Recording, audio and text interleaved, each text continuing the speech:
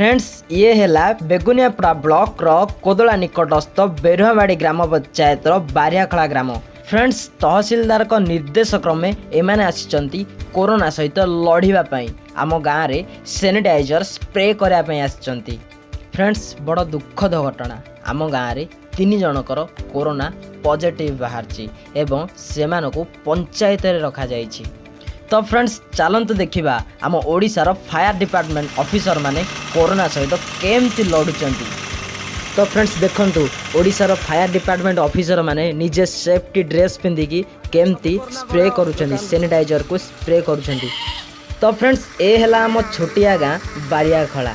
तो फ्रेंड्स देखंतु ए पिलाटी को बिना मास्क रे से केमती हाफ टी शर्ट एवं हाफ पैंट पिंधिकी आग को जाउची। फ्रेंड्स देखंतु ए पिलाटी निज फोटो को निज ड्रेस रे छापीची। फ्रेंड्स देखंतु हसुची हसुची पिलाटी हसुची।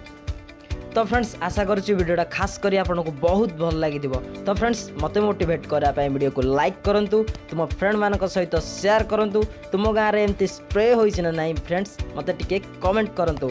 तो फ्रेंड्स एमती वीडियो सबुठु प्रथम देखा केसीजे भाइराल यूट्यूब चैनल को सब्सक्राइब करी घंटी को दबांतु। तो फ्रेंड्स शेष जय शिव सब।